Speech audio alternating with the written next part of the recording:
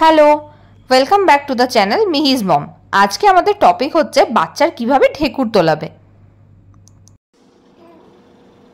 আমি জাস্ট মেয়েকে খাওয়ানো কমপ্লিট করলাম। আমি ভিডিওটা জাস্ট শুরু করলাম এটা দেখানোর জন্য যে কিভাবে ঢেকুর তোলাবে খাওয়ানোর পরে। প্রথমেই যেটা করবে সেটা হচ্ছে দুটো হাত এরমভাবে টানবে, দুটো পা এইভাবে টেনে নেবে। এরপর যেটা করতে হবে সেটা হচ্ছে বাচ্চাকে সুন্দর করে ঘাড়টা ধরবে, কারণ এই সময় বাচ্চাদের ঘাড় খুব নরম থাকে। তো এইভাবে ঠিক কাঁধে নেবে, ঠিক আছে? কাঁধে নিয়ে যেটা করবে সেটা হচ্ছে পিঠটাতে এই রকমভাবে একটু তোমাদের চাপড় দিতে হবে। প্রথমে এইটা মোটামুটি 2 থেকে 3 মিনিট করবে, চেষ্টা করবে যদি এটাতে ঢেকুর উঠে যায় বাচ্চার। তো আমার মেয়ে এটাতে ঢেকুর কোনোদিনই তোলে না, আমি জানি, তাও একটু আমি তোমাদের দেখানোর জন্য এটা করলাম। এরপর যেটা করবে, এটাতে ঢেকুর যদি উঠে যায় গুড এনাফ, যদি না হয় এইভাবে প্রথমে খাইয়ে বসাবে। বসিয়ে প্রথমে পিছনের ঘাটটা ধরে এই ঠিক আছে, শুরু হয়ে গেল, বসবে না, এইভাবে ধরবে, ধরে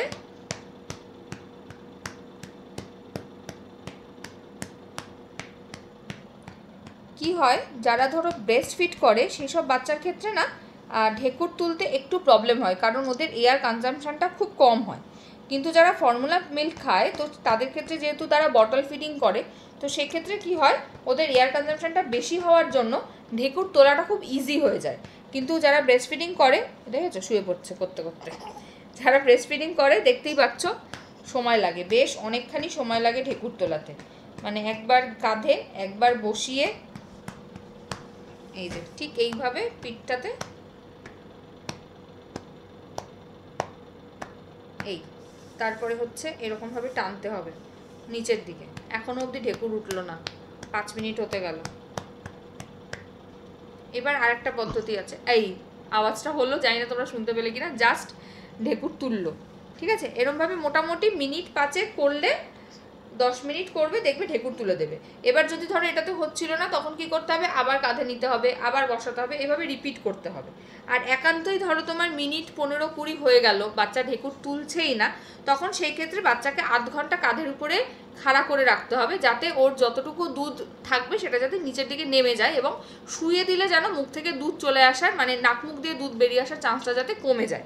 তো এইবার এই যে ঢেকুরটা আমি তুলিয়ে নিলাম, এরপরে যেটা করতে হবে সেটা হচ্ছে অন্তত 10টা মিনিট বাচ্চাকে একটু হয় এইভাবে বসিয়ে রাখতে হবে, অথবা কাঁধে তুলে বসিয়ে রাখতে হবে, বা কাঁধে তুলে নিয়ে একটু ঘুরতে হবে। আর দেখেছো এই যে বসবে না, ঢেকুর তোলা হয়ে গেছে মানে উনি এক্ষুনি শোবেন, কিন্তু শোয়ানো তো যাবে না। তো সেই জন্য একটু চেষ্টা করবে বসিয়ে রাখার, বা একটুখানি এইরকমভাবে ওকে রাখার, যাতে মানে মাথাটা অন্তত 25 ডিগ্রি অ্যাঙ্গেলে থাকে। এটা ঢেকুর তোলার পরে 10 মিনিট চিৎকার দেখো। আর একটা উপায় আছে ঢেকুর তোলানোর, সেটা আমি জাস্ট একটু দেখিয়ে দিচ্ছি। ওর যেহেতু ঢেকুর তোলা হয়ে গেছে, এখন হয়তো হবে না। এইভাবে এরমভাবে থাইয়ের উপরে নেবে, ঠিক আছে? নিয়ে এরমভাবে পিঠের মধ্যে মারলে এইভাবে কিন্তু ঢেকুর তুলে দেবে। আর এটা আরেকটা জিনিসে হেল্প করবে, ধরো বাচ্চার গলায় পাট করে কিছু আটকে গেল, তখন এই জিনিসটা করলে কিন্তু বাচ্চার গলায় যদি কিছু আটকে যায় সেটাও বেরিয়ে আসবে। এই মোশনে এই 3টে হচ্ছে উপায় ঢেকুর তোলানোর। এক একজনের এক এক রকম সিস্টেম থাকে, এই 3টেই হচ্ছে মোস্ট কমন উপায় আর কি। আমার মেয়ে মোটামুটি বসেই ঢেকুর তোলে, পিঠে বা ভাবে ঢেকুর তোলে না। এই দেখো দেখো টুনটুন টুনটুন করছে। আমি এখন ওকে এরমভাবে তোমাদের সাথে কথা বলতে বলতেই 2-3 মিনিট হয়ে গেছে বসানো, আরও মোটামুটি মিনিট 5 একটু বসিয়ে রাখবো, কারণ ওর ঘুম পেয়ে গেছে, দেখে বুঝতে পারছো বসতে চাইছে না, ঘুমোবে। এই হলো ব্যাপার। আর ব্রেস্ট ফিডিংয়ের ক্ষেত্রে বাচ্চা সবসময় ঢেকুর নাও তুলতে পারে, এটা তোমাদের মাথায় রাখতে হবে। যদি না তোলে, যেরমভাবে বললাম, মোটামুটি 20 মিনিট থেকে আধ ঘন্টা বাচ্চাকে কাঁধে নিয়ে একটুখানি ঘুরতে হবে। আর যদি তুলে দেয় তারপরেও 10 মিনিট মোটামুটি বাচ্চাকে খাড়া করে রাখতে হবে। আর ফর্মুলা মিল্ক খেলে তো খুব সহজে ঢেকুর তুলে দেয়। এই শুরু হয়ে গেছে কান্না, এখন ওকে নিয়ে চোখ বন্ধ করে কাঁদছে, মানে এখন উনি ঘুমাবেন। ঢেকুর তোলা হয়ে গেছে, আমি আর বসবো না। তাও আমি আর একবার একটুখানি ওকে বসাবো, কারণ অনেক সময় দুটোও ঢেকুর তোলে। তো দুটো ঢেকুর না তুললে কি হয়, ঘুমটাও প্রপারলি হয় না। ঘুমিয়ে ঠিকই পড়ে, কিন্তু ঘুমিয়ে পড়ার পরে একটু ছটপট ছটপট করতে থাকে, মুখ থেকে দুধ তোলে। তো সেই জন্য আমি ওকে আরেকবার একটু বসাবো, যদি আরেকটা ঢেকুর তোলে ভালো, না হলে এবারে ঘুম পাড়িয়ে দেবো। দেখি আরেকবার বসাই, আরেকটা তোলে কিনা। মনে হচ্ছে না তুলবে, যা ছটকাচ্ছে দেখো, অবস্থা দেখো। তাই একটু মামা একটু একটু একটু তুলবে না। চলো মোটামুটি দেখিয়ে দিলাম। দিলাম কিভাবে ঢেকুর তোলাতে হয়। ও ও ও ও ও ঠিক আছে, মোটামুটি দেখিয়ে দিলাম কিভাবে ঢেকুর তোলাতে হয়। আচ্ছা, আর একটা জিনিস খেয়াল রাখবে, যখন কাঁধে নিয়ে ঢেকুর তোলাবে বাচ্চার পেটটা যেন তোমার কাঁধের উপরে থাকে, বুকটা নয়, কারণ বুকের উপর চাপ দিলে ঢেকুর কখনোই উঠবে না। তোমাকে চাপটা দিতে হবে পেটের উপরে।